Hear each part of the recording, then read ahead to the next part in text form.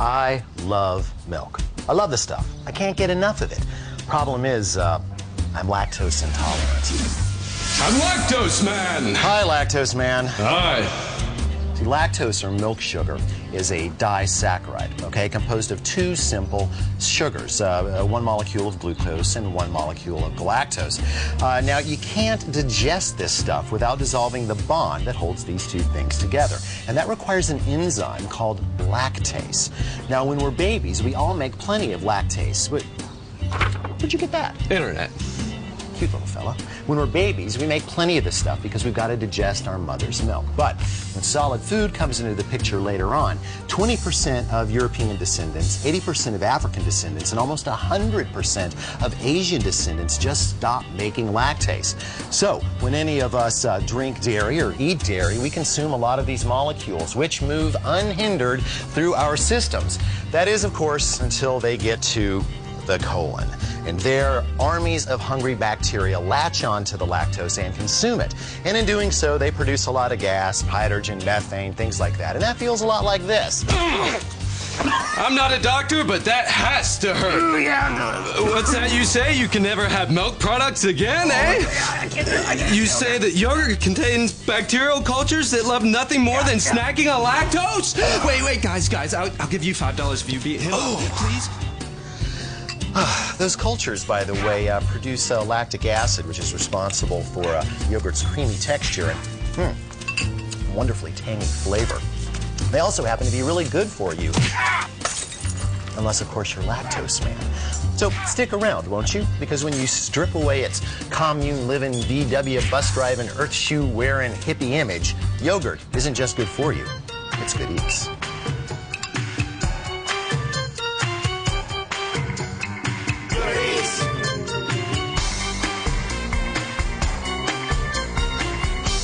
The best thing about making your own yogurt is that you get to pick the milk that goes into the yogurt. Any milk will do. You can use goat milk, yak milk, doesn't matter. But if you're a suburbanite like myself, odds are good you're going to stick with good old cow juice. I like organic brands because organic dairy cattle are generally fed a better class of feed than their mainstream sisters, and I can taste the difference. Which one do you use? Well, you could use whole milk, but I think the fat kind of gets in the way of the protein coagulation. It makes for a loose yogurt. Skim goes the other way. There's no fat, and so you get kind of a grainy texture. I think the 2% milk, which has had 98% of its fat removed, is the perfect balance between flavor and texture. Okay, so you're going to need a quart of that. You're also going to need half a cup of plain yogurt. Okay, what is important is that it says on the label contains active yogurt cultures or contains live cultures. That is the only way to be sure that the bacteria inside are still alive. If it just says made with live cultures, well, that's basically a code phrase for they used to be alive, but then we heat treated the carton and now they're dead. Oh, and I always get my milk in opaque containers. Why? Vitamins are light sensitive.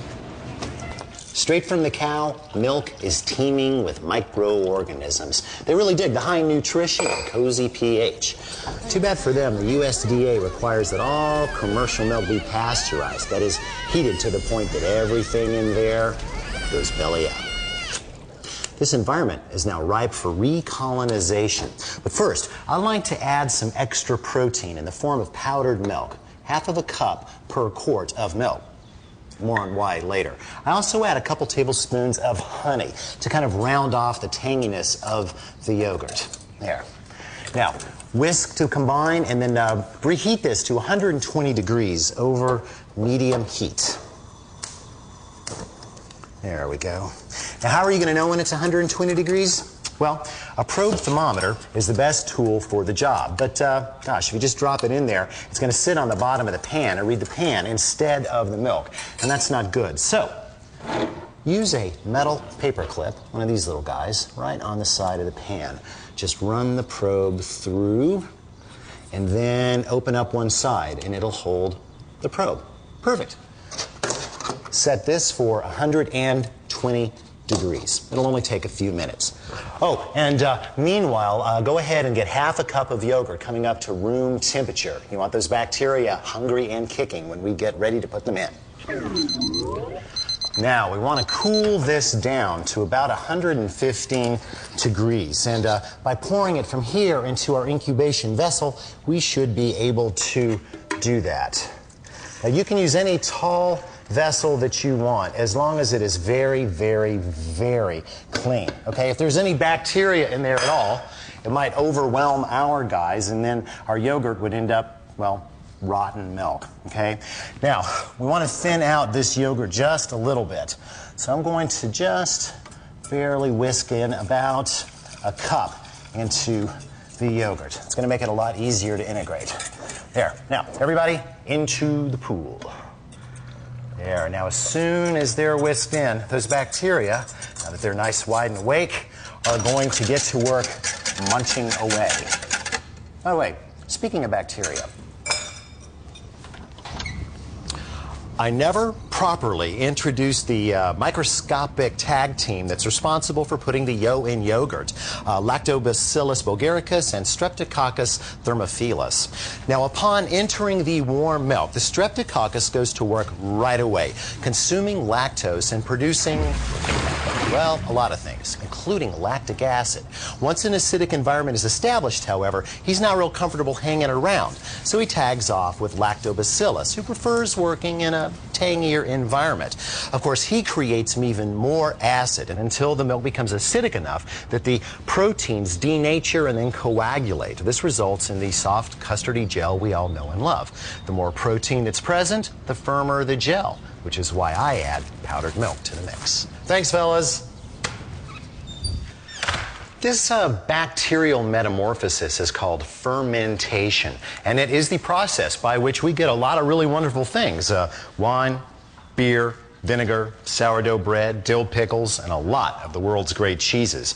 Now, successful fermentation requires control. Okay, you've got to control which bacteria are present in the food, got to control the temperature at which they eat, and we've got to control the length of their workday, so to speak. Now, since we're starting with pasteurized milk and we're keeping everything very clean, we've taken care of number one. As for number two, well, these bugs like to work between 100 and 120 degrees, with 115 being ideal. Below that, they go to sleep, and above that, they go to sleep forever. Maintaining this kind of temperature will require some specialized hardware. Sure, a yogurt maker would do a great job. What else does it do? Take up space, that's what I thought. There's got to be a multitasker around here somewhere.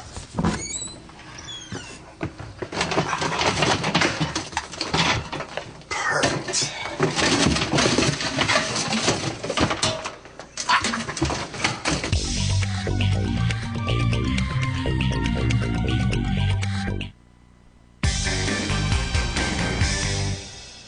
Perfect. Of course, finding the right heat setting for the heat pad is going to require some experimentation, and you may want to test this with water first. But hey, once you know, you know. Now, I'm going to guess medium's going to do the trick here, but just in case, I'm also going to use a thermometer. I'm going to set it to go off at 118 degrees. That way I'll have warning in case my inoculation team is headed for certain death at 120. The final issue, of course, is time. How long till it's yogurt? Well, it kind of depends on what you like. And as little as 3 hours, you can produce a kind of tangy cream, kind of like creme fraiche. Add 9 hours to that, and you'll have a solid block of tingly tang. I like to go in the middle. 6 hours. I think that really produces the best balance of both flavor and texture. What was once a liquid is now a solid, or a gel to be more exact. Prompt refrigeration will send the bacteria into suspended animation, thus shutting down the fermentation process, which is important. Leave that in there overnight, and come morning, your patience will be rewarded.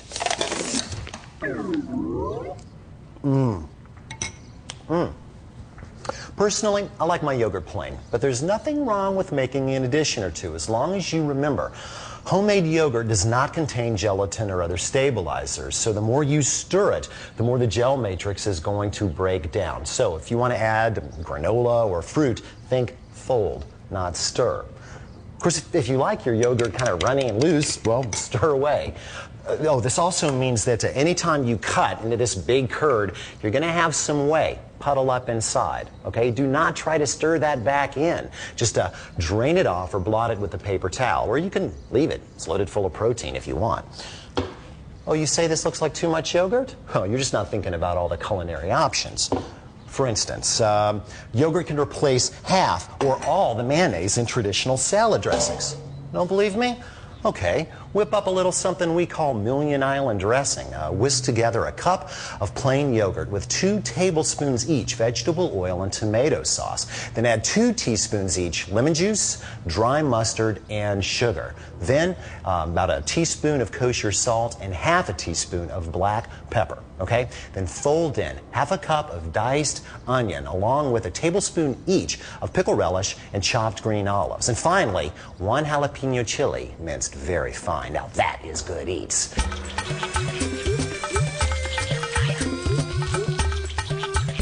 Ever notice how you can simmer a cream sauce all day long and never seem to have any ill effects? While on the other hand, take a yogurt sauce and just show it the heat. And look at what you get. Good eats, no? No. What's the problem here? Well, it's got a lot to do with the way that... Shall we dance?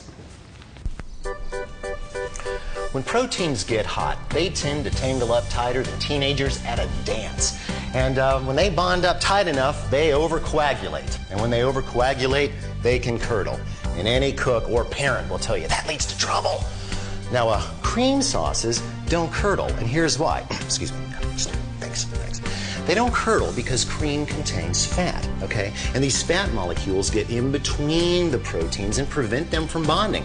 No bonding, no overcoagulating, no troubles. Of course, with yogurt sauces, it's different. See, yogurt's made from low-fat milk, so there aren't a lot of fat molecules to go around, so those sauces curdle. Now, this means that if I want to use yogurt instead of cream in my favorite tarragon cream sauce, I'm going to have to elicit the help of some kind of molecular chaperone. I'm going to have to find something that can, just take her. I'm going to have to find something that can get in between those molecules. And I'm going to need something big. I'm thinking starch. Take your saucier or a large skillet and put it over medium heat. To that, add the oil, the salt, the onion, and the garlic. Now, since this is a sweat and not a saute, we can start all this in a cold pan. It'll be all right. Remember, we're not looking for color on this, okay? Just want to get it translucent. So stir often and keep your eyes on it. Now, in the meantime, we are going to construct a slurry. Now, a slurry is basically any cold liquid that has starch particles suspended in it. Usually, it's used in sauce making to thicken things like gravies. If you've ever made a Thanksgiving gravy, no doubt it was thickened with a slurry. In this case, we're actually combining the cornstarch with the chicken broth so that it will evenly and quickly integrate into the yogurt, okay? It's first going to cook. The starch granules are going to swell up very, very big, and then it is going to be a chaperone, just like over there. The key is even distribution of particles, so you've got to shake vigorously.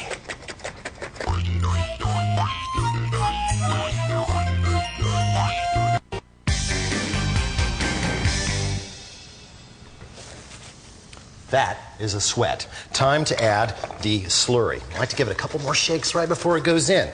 By the way, shaking is always better than whisking because it lets air get into the equation better. So I'm going to turn up the heat and pour in the slurry. I'm also going to go ahead and add the tarragon. Ordinarily, herbs go in towards the end, but since we're using dried, it'll live. Since cornstarch gelatinizes or expands in liquids well below the boiling point, this mixture is going to thicken a lot faster than a flour slurry would have. This looks about right. So I'm going to turn off the heat and add the yogurt.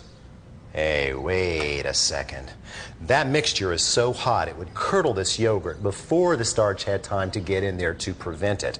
So we're going to temper this the way we would an egg custard. Excuse me. We'll need a big bowl. Yogurt goes in the big bowl.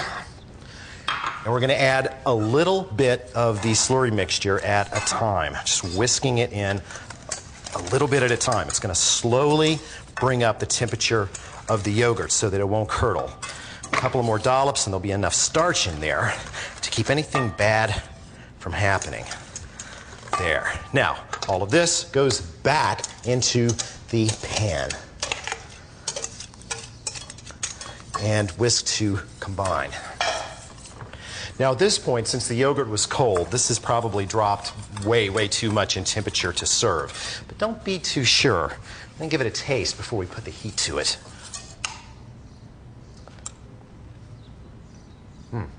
That's good, but it is a little bit on the cool side.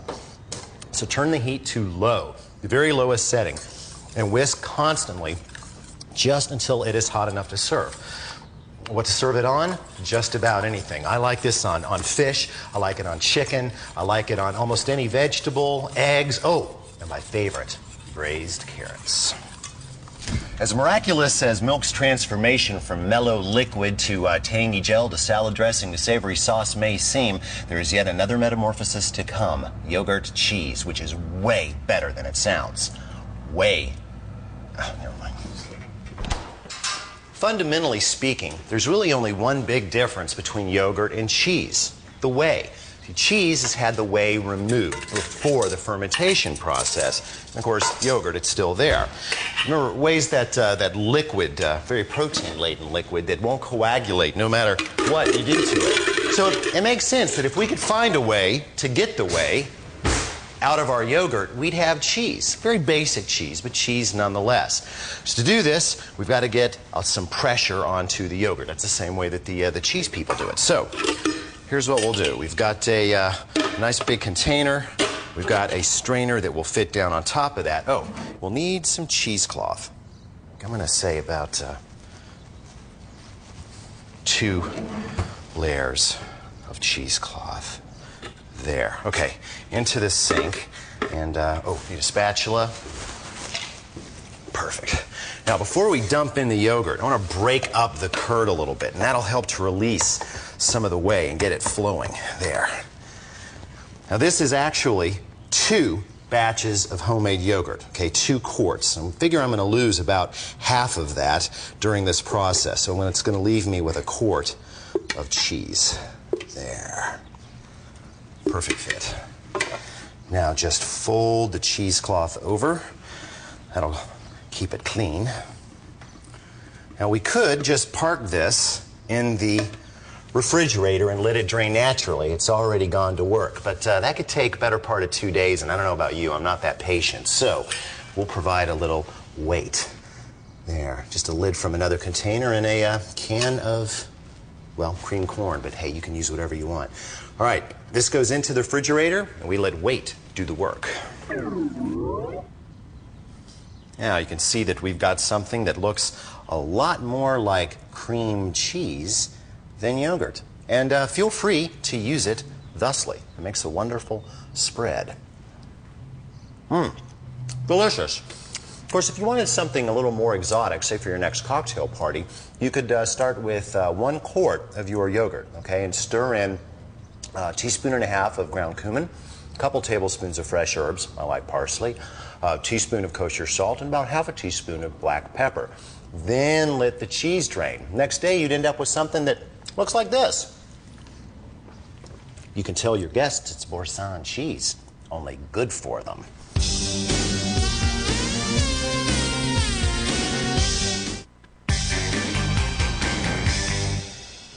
So what do we know for sure about yogurt and nutrition? Well, let's ask my nutritionist. Hi, Nicole. Hi, Elton. Have a cracker. Thank you. So what's the deal? What do we know? But for those of you who are lactose intolerant, yogurt actually is a great source of calcium. The live cultures in yogurt have been shown to stimulate the immune system and to police the many flora that thrive in the lower GI tract. And then that means less Tummy trouble. We just call it tummy trouble. Right. But remember that cooking and freezing yogurt will wipe out the live culture, so you need to eat your yogurt straight up every now and then to receive the full benefits. Interesting you say freezing. Do you know that it's actually easier to make frozen yogurt than ice cream? It is? Absolutely, especially if you use yogurt cheese. See, it's already coagulated, so you don't have to cook it. And I think there's another benefit for you to frozen yogurt. What's that? Fat. No more of these for you. Place 4 cups of your yogurt cheese in a deep bowl, along with 3/4 of a cup of sugar, a half cup of light corn syrup, 2 teaspoons of finely grated lemon zest, a tablespoon of minced fresh ginger, and 3 tablespoons of fresh lemon juice. Whisk to combine and then pour into your ice cream maker and freeze per the manufacturer's instructions. When it starts to set in about 25 minutes, add 1/4 of a cup of crystallized ginger, chopped fine. When the ice cream is done turning, move into an airtight container and harden in the freezer for 2 hours. Ginger lemon froyo, a dessert even a nutritionist could love. Too bad I had to run her out of here for that fat crack she made.